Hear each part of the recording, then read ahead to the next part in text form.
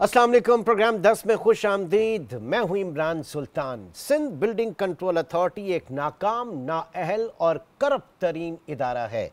Sindh building control authority में corruption उरूज पर है। ये करप्शन का गढ़ माना जाता है। ये बात सिर्फ हम नहीं कह रहे, बल्कि ये बात खुद सीएम सिंध जनाब मुराद अली शाह साहब की बनाई हुई एक कमेटी, जिसने एसबीसीए की ऑपरेशनल परफॉर्मेंस का जायज़ा लेना था, पिछले साल उन्होंने ये हिदायत दी थी और 25 जून 2024 को ये रिपोर्ट जो है वो सीएम हाउस में जमा की गई। इस रिपोर्ट को लेकर बड़ा वामेला मचा, बजाय इसके कि इसकी जो रिकमेंडेशंस थी उसके ऊपर अमल दरामद किया जाता, सिरे से इस रिपोर्ट को ही गायब कर दिया गया। ये रिपोर्ट मीडिया में पहली दफ़ा हत्थे चढ़ी मारूफ सहाफ़ी कामरान खान के हाथ, जिन्होंने अपने डिजिटल प्लेटफॉर्म नुक्ता में इसका पोस्टमार्टम किया और इख्तियार खोकर, जो कि स्पेशल कॉरेस्पॉन्डेंट हैं नुक्ता के, उन्होंने इस रिपोर्ट को डिस्कस किया। इस रिपोर्ट में ऐसा क्या था, ये गायब क्यों हो गई, किसने की, इसका बेनिफिशियरी कौन है, ये और इससे जुड़े बहुत सारे सवाल जानेंगे। कराची स्टूडियो में मारूफ सहाफ़ी इख्तियार खोकर इस वक्त हमारे साथ मौजूद है। बहुत शुक्रिया इख्तियार खोकर साहब। और मोहम्मद हसन बख्शी साहब भी हमारे साथ मौजूद हैं, जो कि चेयरमैन हैं आबाद के, association of builders and developers. Bakhshi साहब, आपका भी बहुत शुक्रिया। शुक्रिया जी खोकर साहब, सबसे पहले तो जानना चाहूँगा, ये रिपोर्ट क्या थी, इसमें ऐसा क्या था, इससे आजकल कहाँ है, ये गायब कहाँ होगी, किसने की? पहले हम आपका बहुत शुक्रिया सुल्तान साहब। सबसे पहले तो ये जो रिपोर्ट है, पहली बार ऐसा हुआ है कि सीएम इंस्पेक्शन टीम जो है, जो सिंध हुकूमत का अपना इदारा है, उसका चेयरमैन था शकील मंगने, जो बहुत ज़बरदस्त ऑफिसर है, अब ग्रेड 21 में है, डीएमजी ग्रुप के। सबसे पहले तो ये हुआ कि उसने जब ये रिपोर्ट दी तो उसको सिंध बदर कर दिया गया। ओहो, और कहा हिम्मत कैसे की आपने, आप इतना अच्छा काम करते क्यों हैं? हालांकि दी भी सीएम साहब ने खुद थी काम करने। उस रिपोर्ट में खास तौर पे जो उन्होंने ये थी कि उन्होंने कहा कि जी इसका परफॉर्मेंस जायज़ा लेना है, कि एसपीसीए जो इदारा है वो उसका पूरा हमें परफॉर्मेंस जायज़ा दें कि वो किस तरह काम करता है, उसकी क्या पोजीशन है और क्या।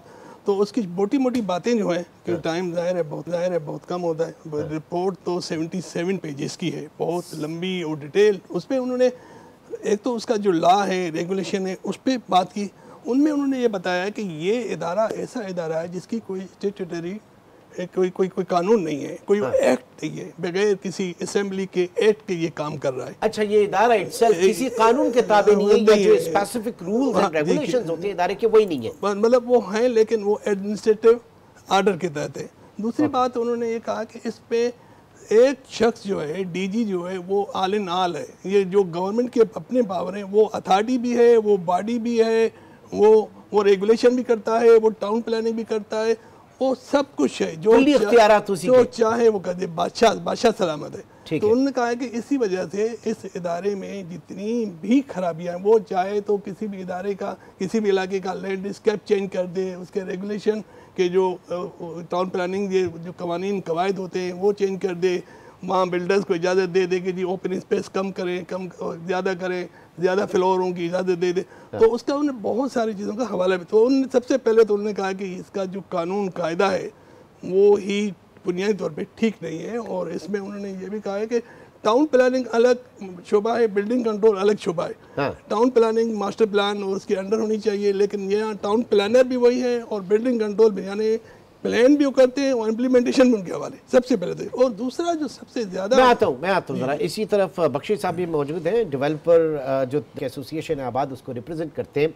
कितना मुश्किल होता है इस तरह के इदारे के साथ काम करना कि जिसके अपने कोई कवानीन मौजूद ना हो, जिसमें एक शख्स जो है वो अक्ल कुल हो, तमाम इख्तियारात उसके पास हो, कितना मुश्किल होता है काम करना? बिस्मिल्लाहिर्रहमानिर्रहीम, बहुत शुक्रिया आपका। देखिए, ये इसका नतीजा क्या आता है, इस मुश्किलात का नतीजा क्या आता है कि 52% आबादी आज कराची की स्लम्स में रह रही है, क्योंकि रेगुलेटेड बिल्डिंगें बनने की जो इजाज़त लेने का तरीका है वो बहुत मुश्किल है। जब तक वो उस एक शख्स की आप मर्ज़ी के मुताबिक, उसकी उमंगों के मुताबिक रीच नहीं करेंगे, आपको अप्रूवल नहीं मिलती। और जितना काम ऑफिशियल रेगुलेटेड हो रहा है अप्रूवल के साथ, उससे 5 से 7 गुना 5 to 7 टाइम्स अनअप्रूव कंस्ट्रक्शन हो रहा है शहर कराची में, और जिसका खमियाजा अल्लाह ना करे ये कराची के रहने वाले, सिंध के रहने वाले जब भुगतेंगे, जब कोई आफत, कोई रेक्टर 7 रेक्टर स्केल का ज़लज़ला आएगा। यहाँ पर जो बिल्डिंगें अनअप्रूव, अनऑथराइज, इलीगल बन रही हैं, ना उसमें कोई आर्किटेक्ट है, ना इंजीनियर है, ना कंसल्टेंट है, ना क्योरिंग है, ना सीमेंट है, ना सरिया है, कोई नहीं। लेकिन ये बिल्डिंग्स जो बन रही हैं ये ऐसे ही तो नहीं बन रही ना, ये फिर मिली भगत के साथ बन रही है ना। ऐसा तो नहीं कि एसबीसीए को कुछ पता ही नहीं। नहीं, ये सब मिली भगत के साथ बन रही है और हफ्ते में करोड़ों रुपए कलेक्ट होके इन इलीगल बिल्डिंगों से, अनऑथराइज बिल्डिंगों से ये जमा किया जा रहा है और ये आपस में बांटा जा रहा है। इसके बेनिफिशियरी तमाम लोग हैं और इसका नुकसान मैंने कहा सिर्फ़ और सिर्फ कराची की, सिंध की अवाम है। तभी आबाद ने इस टाइम बिलावल भुट्टो जरदारी साहब को एक पेशकश की है कि इस इदारे को प्राइवेटाइज कर दिया जाए, हमारे हवाले कर दिया जाए और फिर हम देखें, आपको बताते हैं इसका रेवेन्यू भी डबल कर देंगे और एक बिल्डिंग जो रेगुलेटेड, जो नक्शा पास होगा उसके अलावा नहीं बनेगी, उसके नक्शे के मुख्तलिफ नहीं बनेगी। इस वक्त तो ये कहा जाता है कि 86% बिल्डिंग्स जो है वो उनका कंप्लीशन प्लान जो है वही मुकम्मल नहीं है, उसके बगैर हो जाती हैं। बिल्कुल ऐसे ही है, यकीनन मैंने वो एग्जैक्ट फिगर नहीं पता, बट ये बात सही है कि बहुत सारी बिल्डिंगें कंप्लीशन प्लान लेती ही नहीं है। इसमें दो राय नहीं है। और आपके प्रोग्राम से मैं ये भी रिक्वेस्ट करूंगा कि ये रिपोर्ट पब्लिक सरेआम होनी चाहिए, ये जहाँ जानी चाहिए पहले वहां तो जाए। अच्छा, दूसरा ये कि ये कहा जा रहा है इसी रिपोर्ट में गालिबन खोखर साहब कहा गया है कि जनाब अगर ये रिश्वत का एलिमेंट खत्म कर दें तो 25% प्रोजेक्ट जो है वो सस्ते हो जाए। बिल्डर्स ने उसमें एक आ गया है कि बिल्डर्स से भी, उस जो कमेटी है, जो इन्वेस्टिगेटिव कमेटी, उन्होंने बिल्डर्स से भी रब्ता किया तो उन्होंने कहा कि बिल्डर्स से हमें जो इन्फॉर्मेशन ये है कि वो कहते हैं कि अगर ये SBCA के जो रिश्वत का सिलसिला बंद कर दिया जाए तो हमारे जो प्रोजेक्ट हैं आवाम को 25% सस्ते होकर मिलेंगे। लेकिन उसमें यह बात भी है जो बिल्डर्स के हवाले से है, उन्होंने कहा कि बिल्डर्स जो है ना अपने उसमें जो भी प्रोजेक्ट जब एडवर्टाइज करते हैं तो उसमें सर्विसेज चार्जेस जो होती हैं, यूटिलिटी सर्विसेज चार्जेस, वो भी लीगलाइज कर लेते हैं, लीगल कवर देके वो भी इंक्लूड होते हैं। लेकिन जब वो बिल्डिंग बना लेते हैं तो फिर जो उनके जो अलाटीज हैं उनसे वही पैसे इजाफी लेते हैं जो 19% है। ये बिल्डर्स की जो ज्यादती है मदद के साथ, उसका भी उसमें जिक्र है। अच्छा, आपने जो सवाल किया था कि रिपोर्ट है कहाँ, ये बड़ा हम सवाल डालते हैं। इस वक्त तक जो है वो रिपोर्ट, अब उसको 8 महीने हो गए, CM सिंध को दी गई, CM हाउस को दी गई, उसके अलावा चीफ सेक्रेटरी सिंध को दी, चीफ सेक्रेटरी ने सेक्रेटरी लोकल गवर्नमेंट को भेजी, उसका कोई अता पता नहीं, यानी कि वो डंप हो गई उसका। यानी इतनी बड़ी परफॉर्मेंस रिपोर्ट फैक्ट्स फिगर के साथ आपने कहा कि जी बिल्डिंग प्लान, उसमें कहा है कि तकरीबन 3 साल में 1 लाख बिल्डिंग्स बनी हैं जिसमें 14,500 का सिर्फ बिल्डिंग प्लान अप्रूव हुआ है SBCA से, और जिनका अप्रूव हुआ है जो 14,500 बिल्डिंग्स का, उनमें से सिर्फ 1975 जो है ना उसकी कंप्लीशन प्लान जो है ना वो अप्रूव है। ठीक है जी। बख्शी साहब, इस तरह का माहौल मेरे ख्याल से अगर दूसरी हवाले से देखा जाए, बिना रूल्स एंड रेगुलेशन और ज़ाहिर के एक इसने मैस लेवल के ऊपर अगर जहां पर पैसा चल रहा है तो सूट नहीं करता बिल्डर्स को अपने कोई भी प्रोजेक्ट बना लें। आपको पता है अपने 15 मंजिला करना है, 18 मंजिल करना है, सिर्फ एक बंदा जो है वही साइनिंग अथॉरिटी है, तो ये कहीं ना कहीं सूट भी तो करता होगा। सूट करता है तभी तो ये निज़ाम चल रहा है, ये सिस्टम चल रहा है करप्ट। मैं आपको ये बताऊं, ये सूट नहीं नुकसान दे रहा है। पूछिए क्या नुकसान दे रहा है। जो कदरन बेहतर लोग हैं, मैं हमेशा कहता हूँ I do not represent angels association of Pakistan, जो कदरन बेहतर लोग हैं इस कारोबार से निकलते जा रहे हैं और क्रिमिनल एलिमेंट बढ़ता जा रहा है आगे, क्योंकि वो देखता है कि कानून का नाफिजुल अमल है ही नहीं। तो ये यकीन माने, ये जितनी तकलीफ़ आपको हो रही है, इनको हो रही है, इससे ज़्यादा तकलीफ़ मुझे हो रही है, क्योंकि मेरी सेकंड जनरेशन या मेरे जैसे हमारे मेंबर्स की सेकंड जनरेशन अब ये कारोबार नहीं कर सकती। एक आदमी 50 साल में एक नाम काम कमाता है ना कि सेकंड जनरेशन काम करे, पर जो माहौल बन गया है, जो हालात बन गए हैं, उसके बाद ये पॉसिबल ही नहीं है कि कोई आदमी इसमें काम कर सके। इसलिए हम ये कहते हैं कि इसको इम्पार्शियल होना चाहिए, हाईएस्ट इंटेग्रिटी होना चाहिए। आप कराची का बेस्ट प्रोफेशनल प्राइवेट सेक्टर के लाके इसका चीफ बना दें, उसको मार्केट बेस्ड सैलरी दें। ठीक है खोखर साहब, कोई ये कहा जा रहा है कि 2012 से 15 14,500 गैर कानूनी भर्तियां हुई, किसी किस्म की कोई कमेटी नहीं बनी, किसी किस्म की कोई जो है वो तशहीर नहीं की गई, इस तरह के पॉइंट आउट किए गए। फिर गैर मुल्की दौरों की तवील लिस्ट है इसके अंदर। जी उसमें देखें ये जो भर्तियों का सिलसिला है, ये जो भर्तियाँ हुई हैं 2012 में, उस वक्त डायरेक्टर जनरल होते थे मंजूर काका साहब, और वो तो उसका अपना नाम है, और आलिनाल होते थे, और मुबैना तौर पर ये जो पूरे सिस्टम की बातें हो रही हैं जी, उस वक्त ये उन्हीं का बनाया हुआ है, सारी भर्तियाँ भी उनके दौर में हुई। तो उसके लिए अब आम बात यह है कि उसकी 3 कमेटियां बनी इन्वेस्टिगेशन की, जो इस रिपोर्ट में है कि 3 गवर्नमेंट की अपनी कमेटियां उन्होंने इन्वेस्टिगेट किया और उन्होंने इस्टेब्लिश किया कि ये सब कुछ गैरकानूनी है। ये भर्तियां गैरकानूनी है, इनमें बहुत सारे लोगों के जाली सर्टिफिकेट हैं, बहुत सारे लोग ओवर एज हैं, लेकिन वो तमाम रिपोर्ट जो है वो डंप हो गई। वो सारे लोग तरक्की लेकर अगले ग्रेड में चले गए। ठीक है, इस वक्त नहीं, लेकिन और गैर मुल्की दौरों की जो बात आपने की, हाँ नहीं, मैं ये जानना चाह रहा हूँ, एज यू सेड कि कोई रेगुलेटरी बॉडी नहीं है या इसके ऊपर कोई गवर्नेंस की बॉडी नहीं है, but transparency international Pakistan is there, competition commission of Pakistan is there, फिर इसके अलावा नैब अकाउंटेबिलिटी ब्यूरो जो है वो भी मौजूद है। ये उनके हवाले से कोई केस नहीं बनते? अच्छा, ये देखिए, ये जो इशू है इन्वेस्टिगेशन का नेब में भी आया, और नेब में अभी तक ज़ेर तफ्तीश है। इतने साल गुजर गए, यानी कि 10-12 साल गुजर गए, नेब ने इस चीज़ का कोई रेफरेंस नहीं बना, कोई इन्वेस्टिगेशन फाइनलाइज नहीं हुई। अच्छा, और उसके अलावा जो दूसरी बात आपने गैर मुल्की दौरों की कि उसमें कहा गया है कि 33 अफसरान ऐसे हैं जो पिछले 9 साल के दौरान 6 से 13 बार बैरून मुल्क गए हैं। उनकी डिटेल दी गई है, उसकी तफसीलात दी गई है। और उसके अलावा ये कहा गया कि कोई 60 अफसर ऐसे हैं जिनमें कई किस्म के मुकदमात हैं, कई किस्म के करप्शन के केसेस के हैं, और वो तमाम लोग ना सिर्फ बैठे हैं, अगले ग्रेड के पोस्टों पर जमा हैं।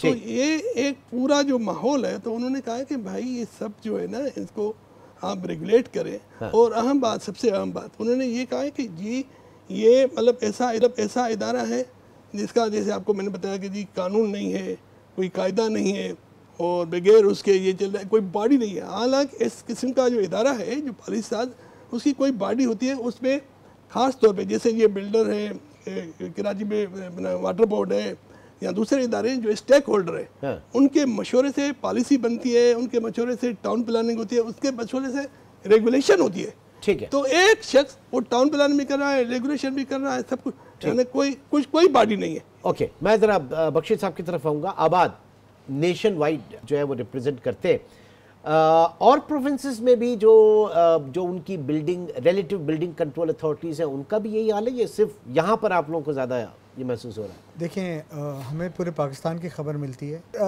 कराची में एक अजीब कैफियत है। मैंने जैसे आपको कहा ना, इन्होंने मेरी बात को सेकंड किया कि 1 लाख बिल्डिंगें बनी हैं और 14,000 अप्रूवल हैं, यानी 7 टाइम्स मोर इलीगल बिल्डिंगें बन रही हैं।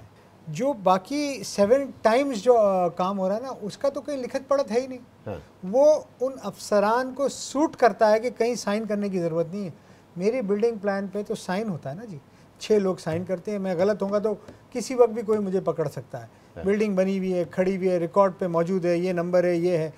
वो जो मेजर काम जो हो रहा है ना, आप समझें इस बात को, मेजर काम वो हो रहा है जो इलीगल काम हो रहा है। और वो काम करवाने में अफसर हजरात ज़्यादा खुश हैं क्योंकि किसी को कोई जवाबदारी नहीं है। ठीक है, और लिखत पढ़ती नहीं है तो जवाबदारी क्या होगी? तो वो केस बनता ही नहीं उस पर। और हर 2 महीने में 3 महीने में तब्दीली हो जाती है। कोई अफसर ऐसा नहीं कि 3 साल मौजूद है तो उसकी कोई जिम्मेदारी आए। वो अपना काम करते हैं, आगे चले जाते हैं। अच्छा, ये अचानक ये जो ड्राइव चलती है कि जनाब वो बिल्डिंग गिरा दी और गैर कानूनी बिल्डिंग थी, तो एक ये क्या है, ये आई वॉश है, क्या है ये? जी हाँ, ये इसका बड़ी डिटेल में बात की गई है इसी रिपोर्ट में। और उन्होंने कहा है कि जी ये जो ड्राइव है, ये आई वॉश, न सिर्फ आई वॉश होता है, लेकिन उन्होंने कहा है कि हमने जब उन्होंने इन्वेस्टिगेट किया तो उन्होंने कहा कि कोई 5,313 बिल्डिंग्स थी जिनको मतलब उसकी वो हुआ कार्रवाई हुई, और उनमें से बाद 7% जो है उनको नोटिस मिले कि जी आपको हम जो है ना वो डेमोलिश करेंगे।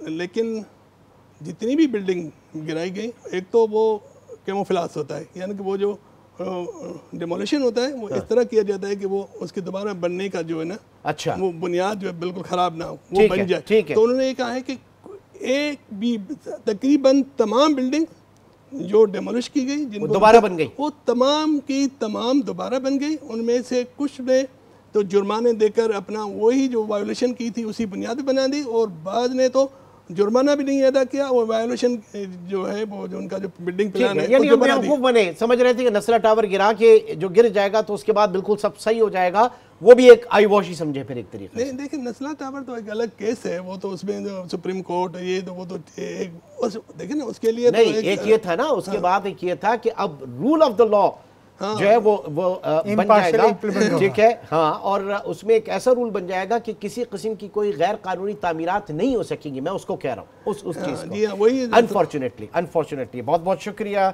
इख्तियार खोखर हमारे साथ मौजूद थे और हसन बख्शी साहब हमारे साथ मौजूद थे।